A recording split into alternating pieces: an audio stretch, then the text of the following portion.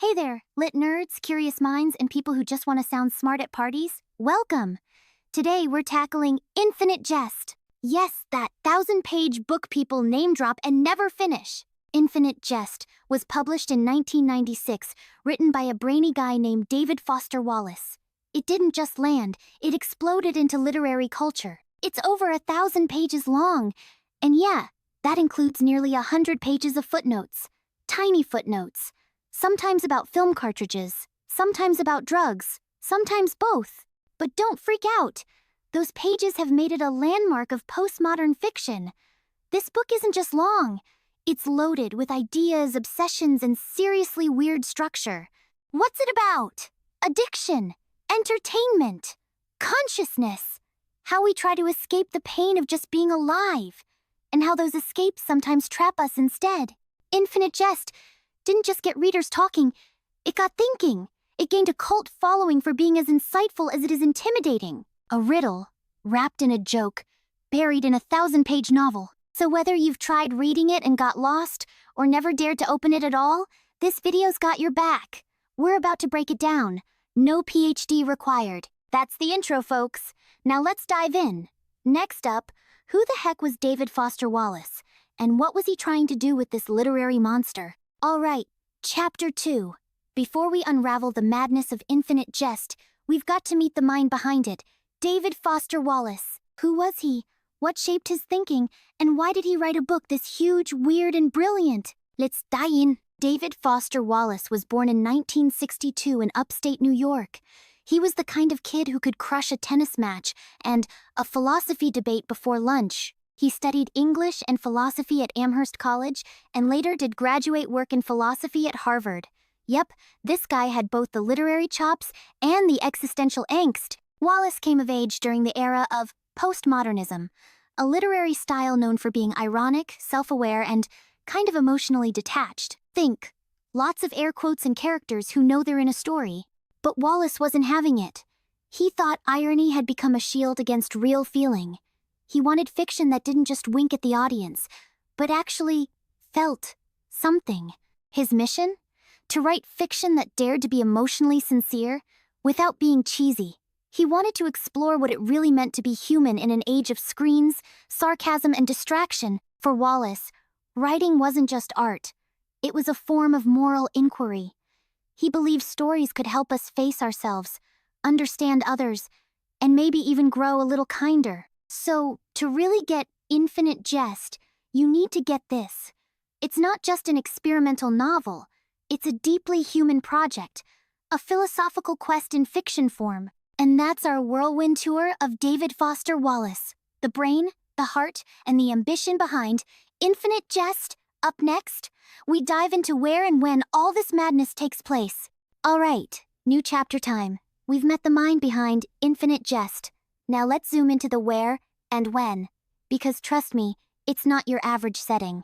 This novel unfolds in a strange, not so distant future North America that's kind of like ours, but also totally bonkers. The United States, Canada, and Mexico have joined forces in an uneasy alliance called the Organization of North American Nations. ONN! It sounds like a bureaucratic nightmare because it is. Now get this, years are no longer numbered. They're subsidized by corporations. So instead of, say, 2005, you get things like the year of the Whopper. No, seriously. Most of the action takes place in and around Boston. And two main locations matter a lot. Enfield Tennis Academy, a hyper-competitive training ground for elite young tennis players. And right nearby, Ennet House, a halfway facility for drug and alcohol recovery. Enfield Tennis Academy is where we meet Hal and Cadenza, our maybe genius, maybe falling apart protagonist. But remember, we'll dig into him later. For now, just picture intense discipline, pressure, and lots of backhand serves. Ennet House, just a short walk away, is a place where lives are trying to reboot. It's gritty, it's raw, and it shows us addiction up close, without flinching. Here's the real kicker. Infinite Jest doesn't tell its story in a straight line. The timeline jumps around. Scenes echo each other out of order, and sometimes you have to piece together what happened after you've already seen the result. So, to sum it up, a not so united North America weirdly sponsored years, elite tennis, messy recovery, and a timeline that plays hopscotch with your brain. But knowing the setting? It's your map through the madness! Next up, let's chase down the novel's first big plotline, the mysterious and deadly master copy of a film so entertaining it literally destroys people. Yep, things are about to get intense. Alright, buckle up! We're diving into the novel's first major plot arc, an absurd, suspenseful, and slightly terrifying treasure hunt. The prize? A film so entertaining it turns people into drooling zombies. This film is called Infinite Jest. And yes, that's also the name of the book. It's a deadly piece of entertainment. Literally, if you watch it once, you never want to do anything else again. Ever. The film was made by James Incandenza, a genius alcoholic filmmaker, physicist, and, yes, also the founder of a tennis academy. Because why not, right? Now the master copy has gone missing, and suddenly everyone wants it. Canadian separatists, US, government operatives, mysterious intelligence agents. It's chaos, espionage, and dark comedy all at once. The separatists want to use it as a weapon. Imagine conquering a country with binge-watching. The US? They want it buried deep, like nuclear codes, but even more dangerous. So, through layers of confusing motives and shady characters, the novel follows this covert operation to locate and neutralize the master copy before it's too late. It's the novel's central MacGuffin, a fancy word for the thing that drives the plot but may not matter in itself. Like the Holy Grail in Indiana Jones, except here it's a film that makes you forget your own name. So that's the first core storyline. The hunt for a film so dangerous, it has to be tracked down like a weapon of mass destruction. Entertainment as existential threat, only in Infinite Jest. Next up, we zoom in on someone tangled deep in this chaotic world. Hal Incandenza, tennis prodigy, lexical wizard, and the emotional core of the novel's madness. Let's meet him. Chapter 2. Meet Hal Incandenza, tennis phenom, wordplay wizard, and the walking paradox at the center of Infinite Jest. This chapter follows his descent from brilliance to breakdown. Buckle up, we're headed into his brilliant, troubled mind. Hal is the youngest son of James Incandenza, the creator of the lethal film, and a prodigy at the Enfield Tennis Academy. He's got a brain like a dictionary on caffeine and a forehand like a rocket launcher. But under the surface, Hal is barely holding it together. He smokes marijuana constantly, not to get high, but just to feel normal, to keep the world from spinning too fast or maybe too slow. The novel actually opens near the end of Hal's story, with a college interview that crashes and burns. Hal speaks eloquently in his mind, but all the administrators see is a silent, twitching wreck. It's one of the most haunting moments in the book, because we don't know how Hal got from genius to this. The whole novel becomes a kind of mystery in reverse. Not what will happen, but what did happen to him. So, why does Hal matter? Because he's us, brilliant on the outside, breaking inside. His story reminds us that intelligence doesn't protect you from despair, and that even prodigies can feel lost. And that's Hal Incandenza, a mind as sharp as a scalpel and a soul cracking under pressure. In the next chapter, we leave the academy grounds and plunge into another struggle, addiction and recovery at Ennet House. Things are about to get even messier. Welcome to a new chapter in our journey through Infinite Jest. We've left the tennis courts and the academic mazes. Now we're stepping into the raw, chaotic, painfully honest world of recovery. Meet Ennet House and meet Don Gately, a former burglar with a big body and an even bigger heart. Gately's not a genius. He's not an artist. He's not rich or famous. He's just trying not to drink. Every single day. And that's what makes him one of the novel's most heroic figures. His struggle is gritty, repetitive, and incredibly human. Ennet House isn't glamorous. It's fluorescent lights, group meetings, secondhand couches, and brutally honest sharing. The novel dives deep into the routines and small rituals of staying sober. Relapses everywhere. Waiting, tempting. Gately helps others even as he's fighting his own demons. The novel shows recovery not as triumph, but as relentless, imperfect effort. And here's the kicker. Gately might be the most morally grounded person in the whole book. While others spiral in obsession or intellect, he shows up, he listens, he stays clean, without pretending it's easy. But don't mistake sincerity for simplicity. Gately wrestles with guilt, past violence, and the temptation to check out entirely. His inner world is just as tangled as anyone's. But there's no irony here, just effort. The contrast is sharp. At Ennet House, healing isn't performative. It's awkward, painful, and unfiltered.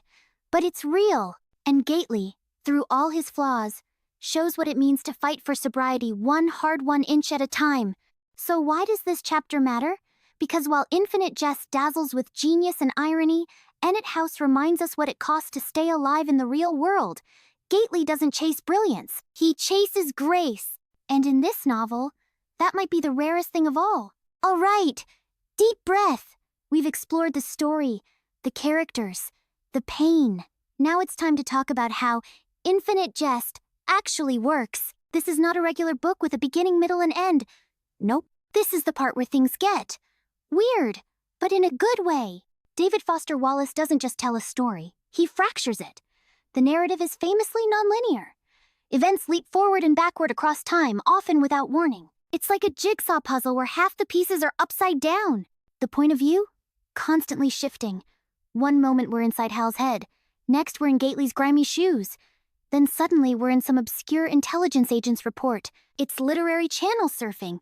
Oh, and the footnotes? They're not just footnotes, they're mini-novels.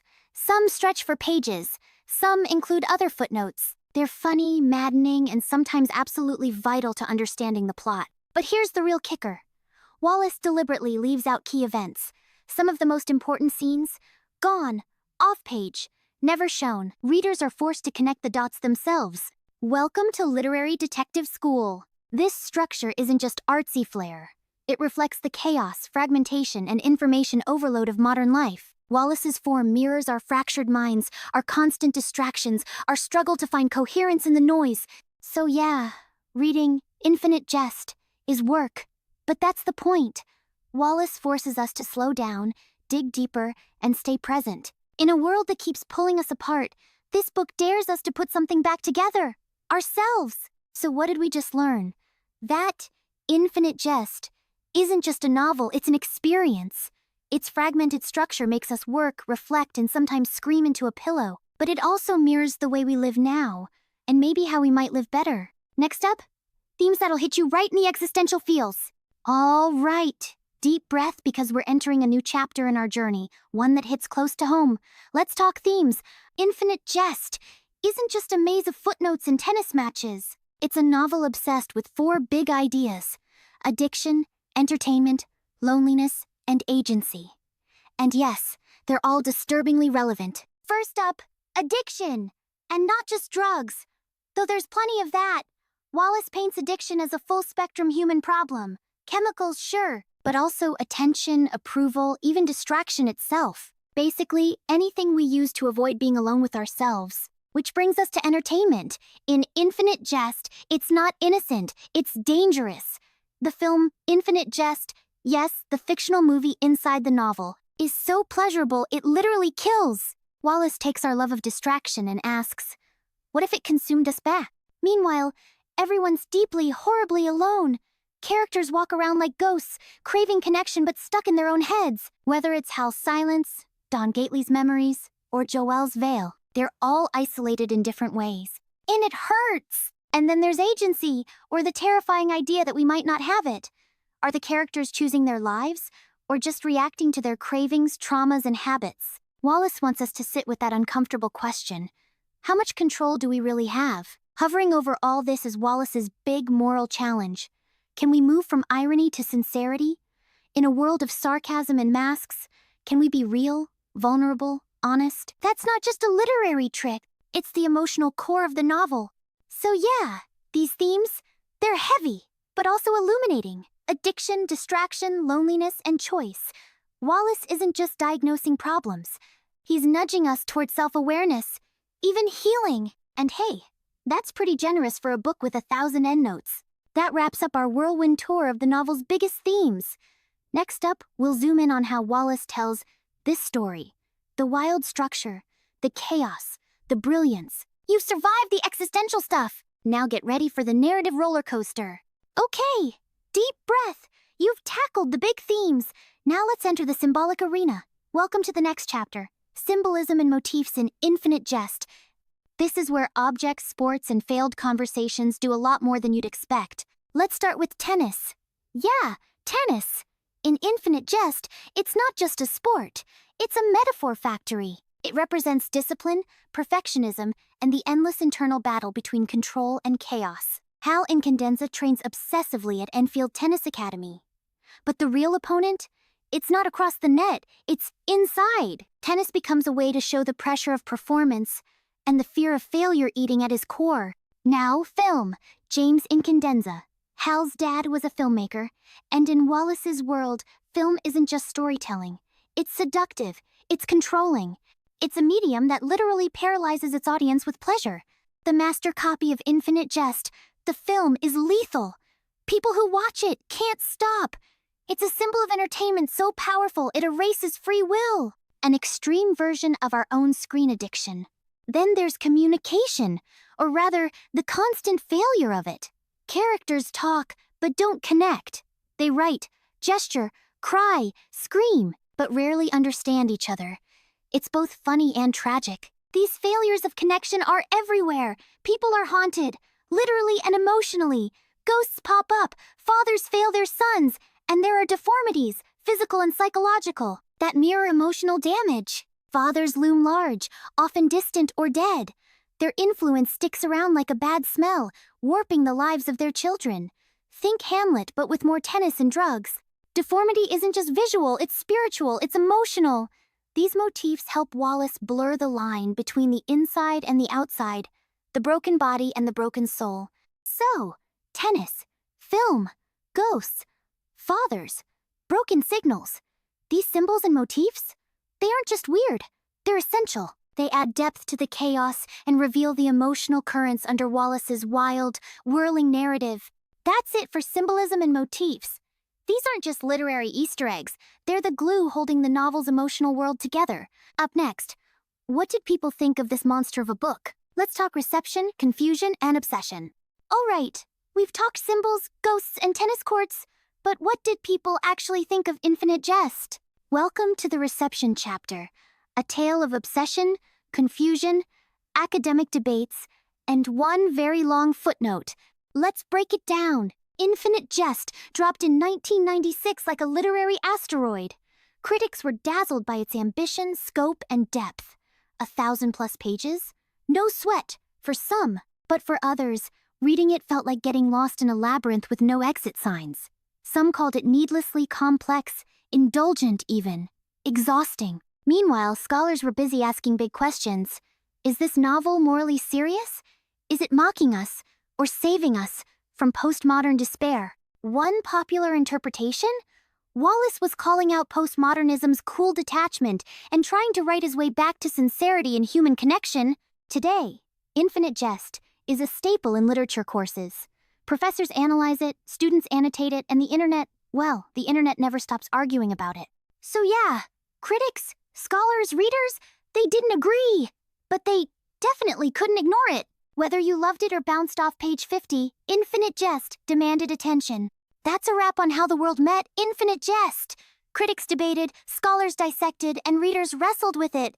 And in doing so, they turned it into a cult classic. Up next, let's look at what Infinite Jest means today in a world that's even more distracted than it was in 1996. All right, folks, final chapter. Let's talk about what Infinite Jest means today, almost 30 years after it first melted minds in 1996. First off, the media stuff? Chillingly spot on. Wallace saw a future where entertainment could become a drug, one we choose over reality. Sound familiar? Infinite Jest is now a go-to reference in debates on the attention economy. Academics and tech critics still quote Wallace when talking about scrolling, binging, and the war for our eyeballs. Wallace himself has become a tragic symbol of the thoughtful artist overwhelmed by the very forces he critiqued. He wanted to connect with readers, and he feared that was becoming impossible. Despite being tough to crack, Infinite Jest still shows up in college syllabi, podcasts, and Reddit threads. People love it, hate it, or pretend to have read it, but it keeps showing up. Its complexity? That's part of the legacy. For some, it's a mountain worth climbing. For others, it's a gatekeeping monster. But no one denies. It's still part of the conversation. And hey, if you made it through this video, you're already smarter than most dinner party guests who name drop the book without ever reading past page 10. Like this kind of smart, fast, Slightly chaotic content? Smash that like button, subscribe, and help us keep decoding the big brain stuff without the headaches. And tell us, what's your take on Infinite Jest? Genius? Overhyped? Still on your shelf, judging you silently? Drop your thoughts in the comments, we're dying to read them.